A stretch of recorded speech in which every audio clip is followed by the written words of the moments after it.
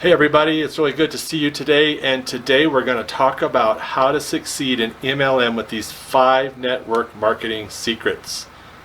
And in case you want to know, stay tuned. 4, 3, 2, 1, 0.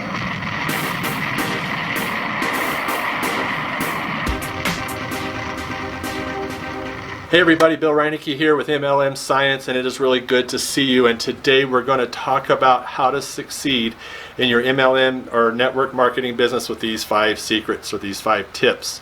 So, not too long ago, my wife and I, we went to a restaurant, and we went in and we were seated, and this waiter came up and he introduced himself and he said, I'm Joe, we'll say, and I'm going to be serving you tonight. So when you hear those words, you have this kind of expectation that you're going to get served and get some decent service.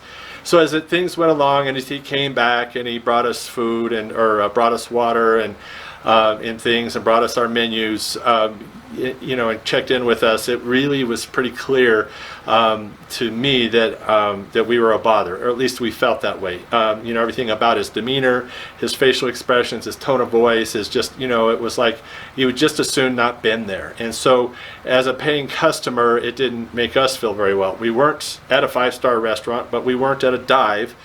We were at a pretty nice restaurant, and so it was kind of difficult. Now, when I go into a restaurant, I go into the restaurant before I receive any service with an expectation that I'm going to leave a tip. And so as tempting as it may be at times, I would never not tip somebody, even for poor service. But what really gets me sometimes and doesn't make me feel good is that when I will get service like that, and then I'll get the receipt, and then there's a gratuity built in, and sometimes it's a lot more than what I would have given, and I always give a minimum of 15%, usually a whole lot more than that. But it's this expectation of that we're going to, as a customer, we owe them something. So there's really something wrong with that.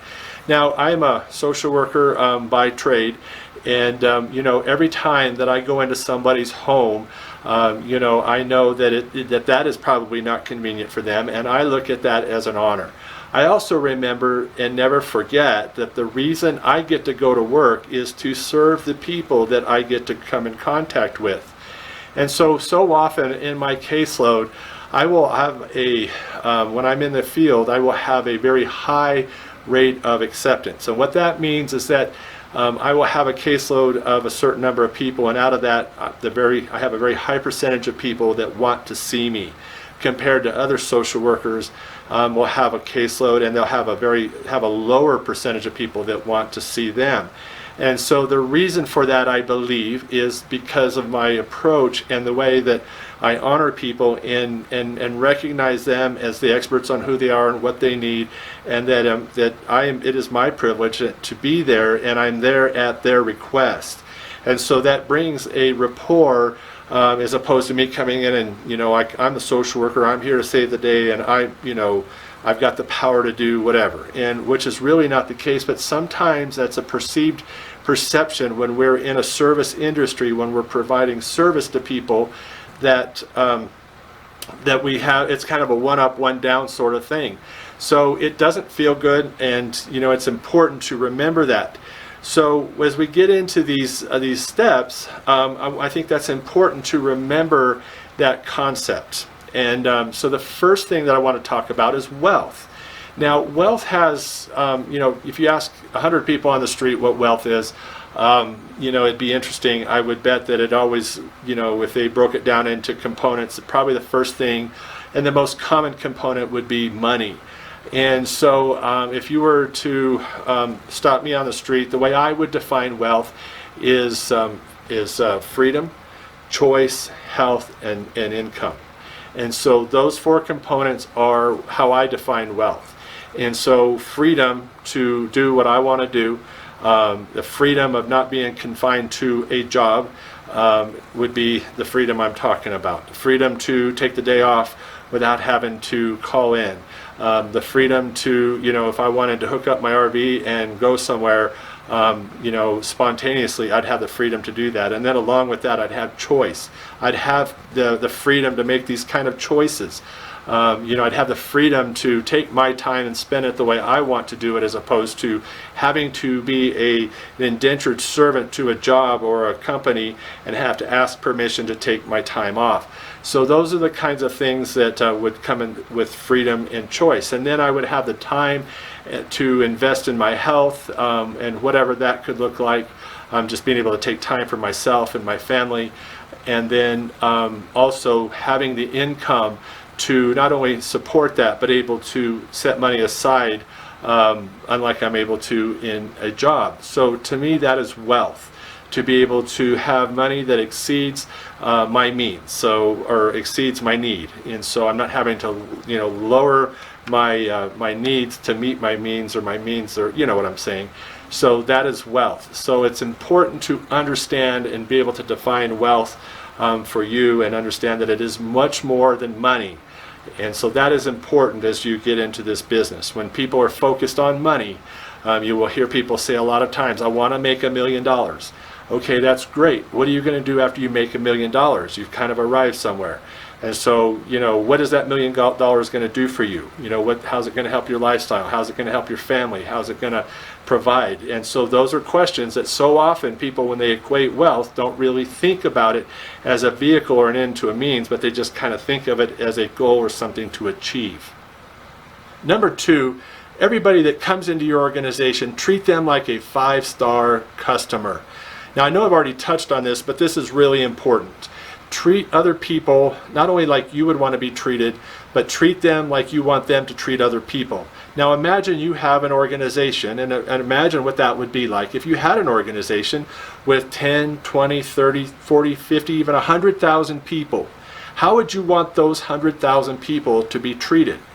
You'd want them to be treated like a 5-star customer. And if you're the start of this, where do you think that starts? With you. So you really want to be able to model that and treat people that way, so it becomes a part of your organization's culture.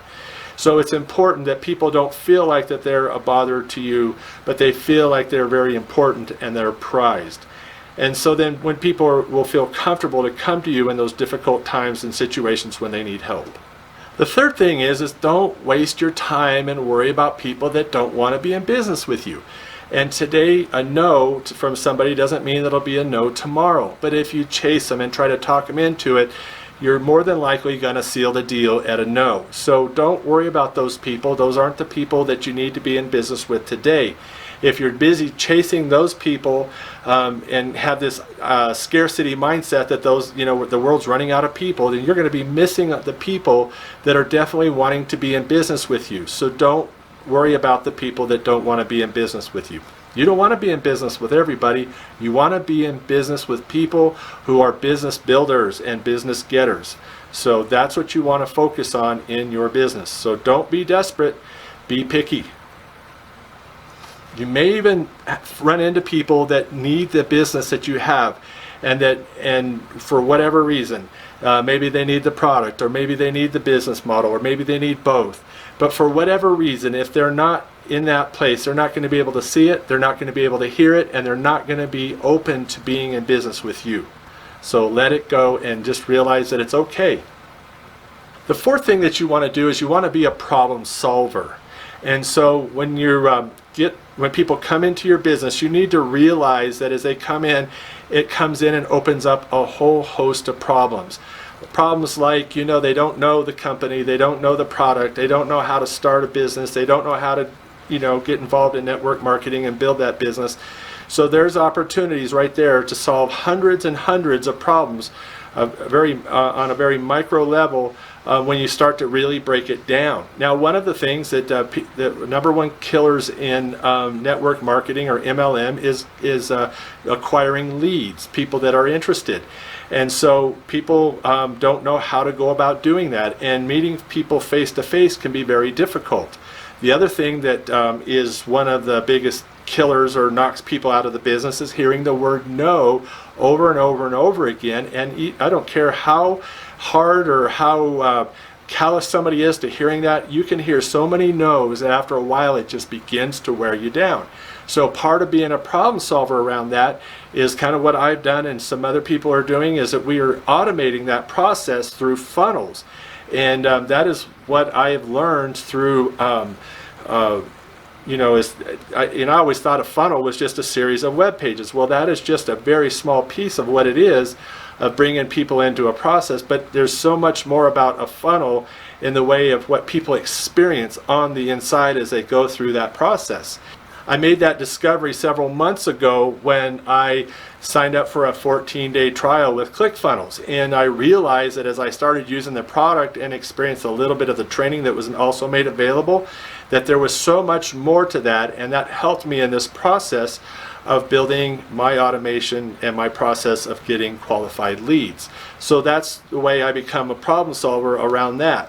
So be a problem solver and look at problems as opportunities, because when you do that, you realize that you are able to, your mind looks at things differently, and even when you're not thinking about it or you're sleeping, subconsciously your mind is working on those things. Number 5, come up with an onboarding process. And what I mean by that is that when you sponsor somebody into your business, it's not over at that point. They're not like fish that have just been released into a tank and they get to join the school and just kind of go in a direction.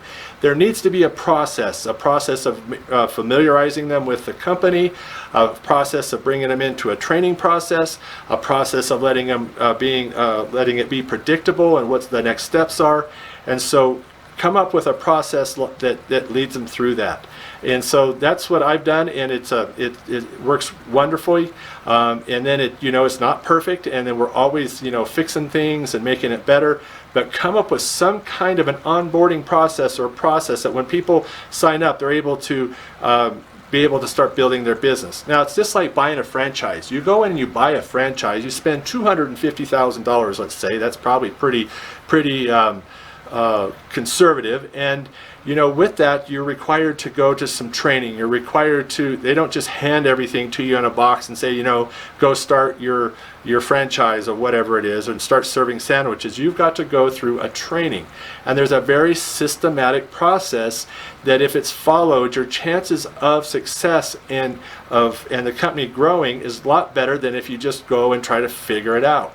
So what we want to do while we're still, in the process of, automating things and getting some of the bugs worked out, we're coming up with a process that over time will become more and more efficient, more successful, and will adapt and change as those things need to happen. So any good process and system is very adaptable. So there you have it, 5 tips or training tips on how to be successful with your network marketing business or your MLM business.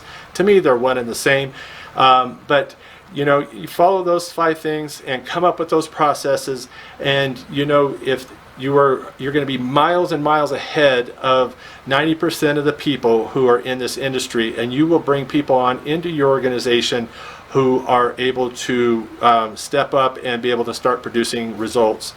If you'd like to know more about how to do this in this process, I have a 5-day training. It's delivered straight to your email. All you got to do is click the link down below, and I will send it directly to your email. I hope this video was helpful, and if it was, please like it and subscribe to this channel and tick the bell in the corner so that you can be made aware of any videos that I put out. I'm putting out videos on a very regular basis as I track my journey to bringing in 10,000 people into my organization. So until the next video, have a wonderful day, and I'll see you then.